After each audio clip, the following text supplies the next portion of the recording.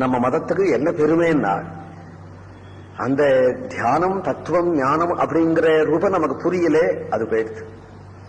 ஆச்சார அனுஷ்டானங்கிறது முடியல, அது போயிடுது. கடைசியில ஹிந்து மதம்னா என்ன அப்படின்னா கோவில் வழிபாடுதான் நிற்கிறோம். அது போயிடுத்துன்னு சொல்ல முடியாது.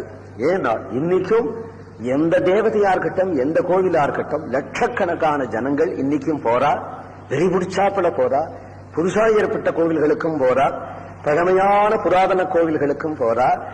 இன்னைக்கு அந்த ஆலய வழிபாடுங்கிற உணர்ச்சி இருக்கு.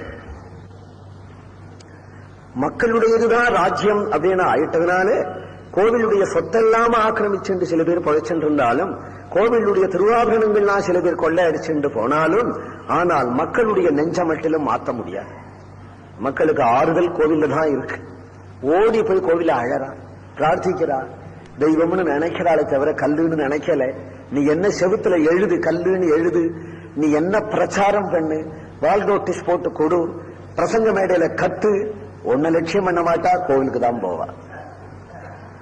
கோவிலுக்கு தான் போவா. நீ எவ்வளவு கழுது இல்லைன்னு பிரச்சாரம் பண்ணியோ அவ்வளவு கழுது கோவிலுக்கு தான் போவா. ஏன்னா இன்றைக்கு நேற்றுக்கு இல்லை, பல வருஷமா பார்த்துட்டு இருக்கோம், பல வருஷமா பார்த்துட்டு இருக்கோம்.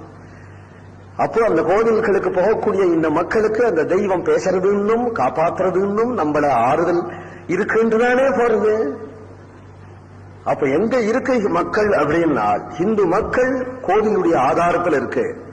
அதனால எந்த அரசியல் வரட்டும் எனக்கு சந்தோஷம்தான். எந்த அரசியல் வரட்டும், எந்த கட்சி வரட்டும், எந்த கட்சி வேணாலும் எந்த கட்சியும் அமுகட்டும், எந்த கட்சி வேணாலும் எந்த கட்சியும் இருக்கட்டும், எந்த கட்சியும் சேர்ந்தவன் தான் நான்.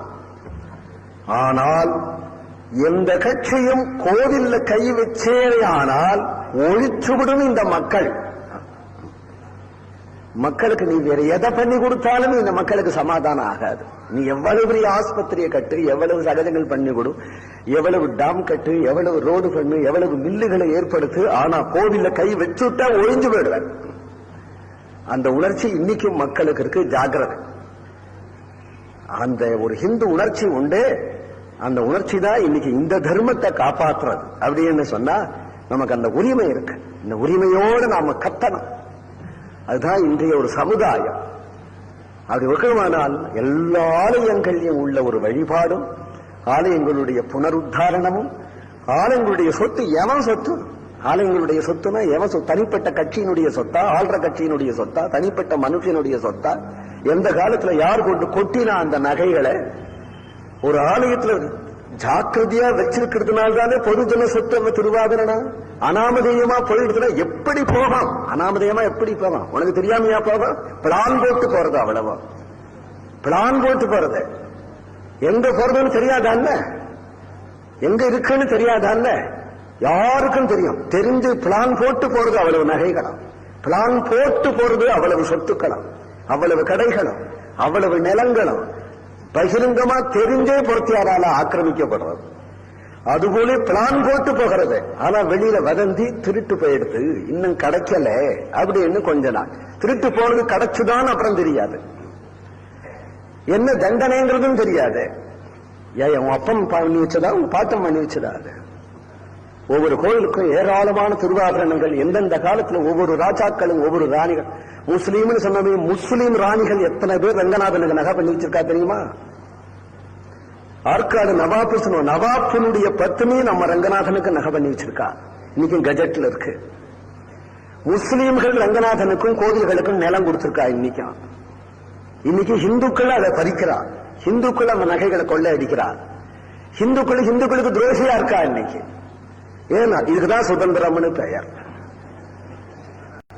சுதந்திரம் கிடைக்காதால் குமரியன் இருந்தது இல்லையா ஒரு சில ஆண்டுகளுக்கு முன்னாடி இந்தியா, அதனுடைய பலனை இப்ப பார்க்கிறது. என்னதான் சௌக்கியம் பண்ணி விட்டா இந்திய மக்களுக்கு. எந்த கட்சி வேணாலும் வரட்டும், இந்த கட்சிக்கு அந்த கட்சி, அந்த கட்சிக்கு இந்த கட்சி தேவையில்லைன்னு மக்கள் தான். ஆனா இந்த மக்களை ஏமாற்ற முடியாது, இனிமே ஏமாற்ற முடியாது, இனிமே ஏமாற்ற முடியாது. என்னதான் கண்டுபிடிச்சானால் எந்த கட்சியும் நம்பத்தக்கதில்லைன்னு கண்டுபிடிச்சு விட்டா.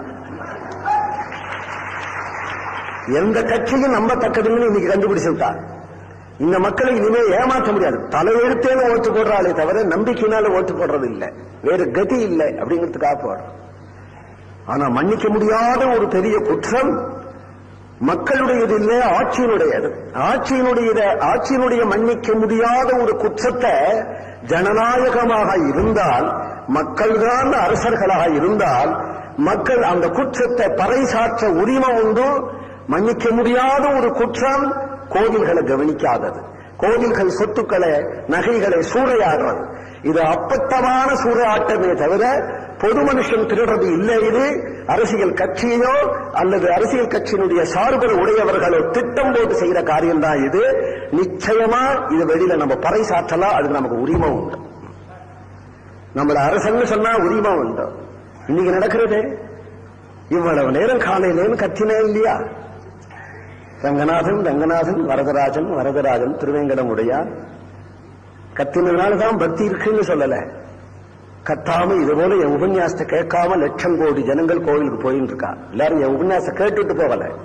மனித உணர்ச்சி, மக்களுடைய இந்துக்களுடைய உணர்ச்சி எதுல இருக்கு? கோவில்ல இருக்கு. அதனால எந்த கட்சி வேணாலும் ஆட்சிக்கு வரட்டும், கோவில்ல கை வச்சா அந்த கட்சி கவுந்துடும், நிர்மூலமா போயிடும். சாப மாதிரி சொல்ற, கோவில்ல கை வச்சா நிர்மூலமா போயிடும்.